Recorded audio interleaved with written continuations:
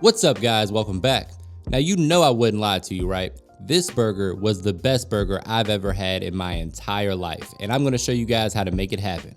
But before we do that, please take a quick second to subscribe to the channel. Make sure to hit that bell to enable notifications as well. All right, guys, let's get this party started with a jalapeno bacon jam. For that, we're going to need some thick cut bacon, some brown sugar, some maple syrup, some garlic paste, a yellow onion, 3 jalapenos, a little balsamic vinegar, some apple cider vinegar, and some bourbon, which is optional, but I like to drink. Don't judge me, judge your uncle.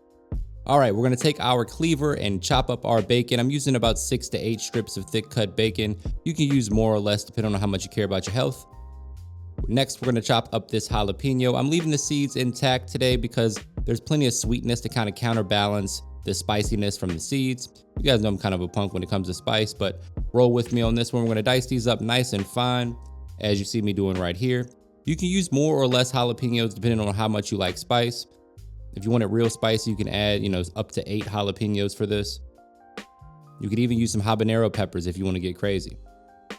Next, we're gonna dice up a yellow onion.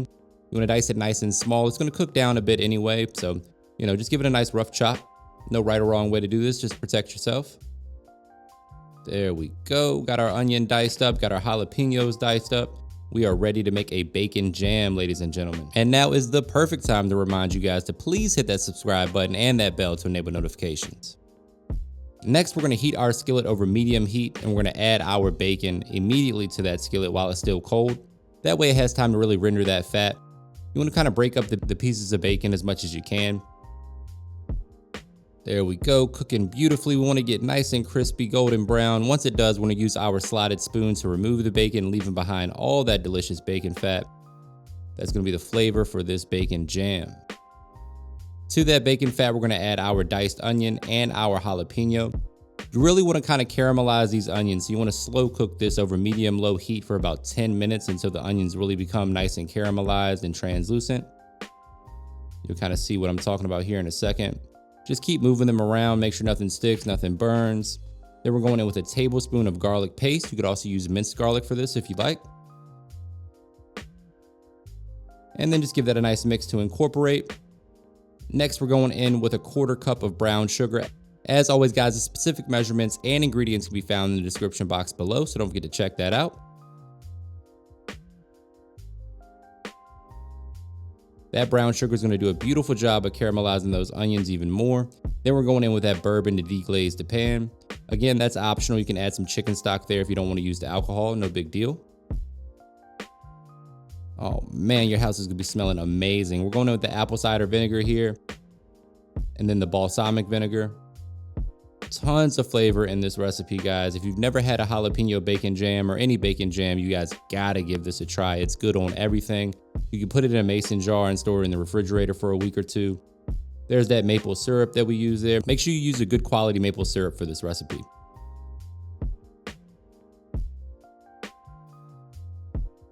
We're gonna keep simmering this on low heat for about 15 to 20 minutes until everything kind of reduces and thickens up.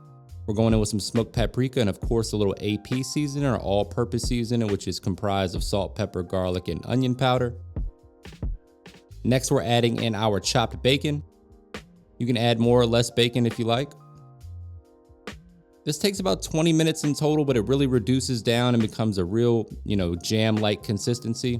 At first, it'll kind of look like it's too much liquid, but as you can see, it's reduced down beautifully. And once it cools, it'll get even more thick. Look at that. Little early money shot. All right, guys, we're moving on to making our burger sauce. So we're going in with a 1/4 cup of Duke's mayonnaise or whatever mayonnaise you like, all those other inferior mayo products.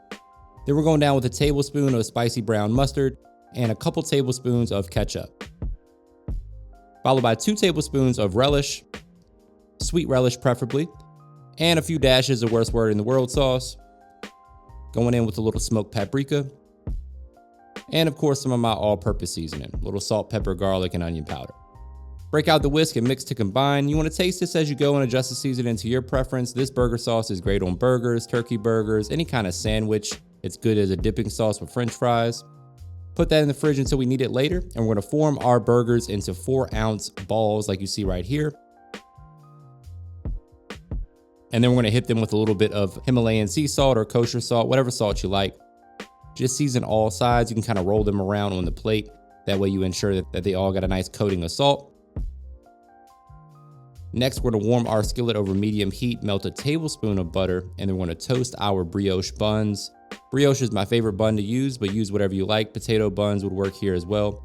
We're just looking for a nice golden brown color on these buns. Don't over toast them though, you don't want them to be crunchy. You still want them to be nice and soft. Nice and golden brown, just like this is what we're looking for. Once you achieve that color, go ahead and set those aside, and then we're gonna make some smash burgers. So take a spatula and press down firmly in a couple different directions. That way you get a nice, even, thin burger patty that's gonna get a beautiful crust on it. That's the benefit of a smash burger, guys, is that amazing crust that develops once you use this method. This isn't the prettiest smash burger, but it's the most delicious one I've ever made in my life. So we already salted it. We're gonna give it a nice smash like so. We're gonna get that nice crust on each side. And we're gonna hit it with a little bit of my all-purpose seasoning, or whatever burger seasoning you like will work just fine right here. If you haven't tried my AP seasoning, you can get it in the description box below. Give it a nice flip. Oh my goodness, look at that crust. That is absolute flavor right there, guys. You gotta get that crust on your burger patties. It makes a huge difference. Say it with me, guys, looking good. Once we got it right where we want it, we're gonna hit the other side with a little bit of seasoning as well. You guys thought I won't go season these burgers? I know you did. Then we're going down with a little deli quality American cheese because it melts so great. You can use cheddar or provolone or whatever your favorite cheese is, but I find that deli American cheese is my favorite for burgers.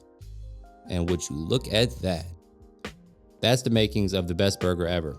All right, let's build this baby. All right, we're going down on our cutting board with our toasted brioche buns.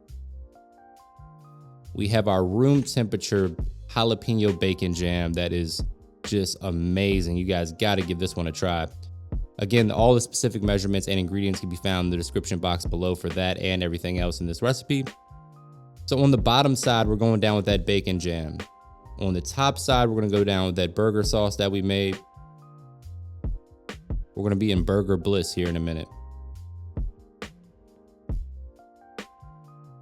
Go ahead and let me know in the comments what your favorite burger toppings are. What's the best burger you've ever had?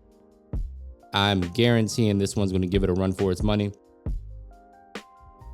There we go. We got our burger fully dressed. No unneeded vegetables or lettuce and tomato, none of that nonsense. We're going down with 2 patties, 2 pieces of cheese, jalapenos, bacon, all types of sweet and savory flavors going on. Gotta hit you guys with a few money shots. And you know what's coming next. I have got to get in there for a taste test. I was on a diet. I was only supposed to have a little bite of this burger. I ended up eating an entire burger myself. Not my proudest moment, but it was so good, guys. All right, let's slice this thing up and see what we got. Moment of truth. Just so juicy, perfectly cooked. Oh, man. I got to run these back ASAP. Look at how juicy these burgers were, guys. Going in for the taste test to see what we got. Quick little prayer for my health. The burger's so good, I lost my hat. Oh, man. Doesn't get much better than that. Let me know what you think in the comments. Don't forget to hit that subscribe button and the bell to enable notifications. And as always, thank you for your support.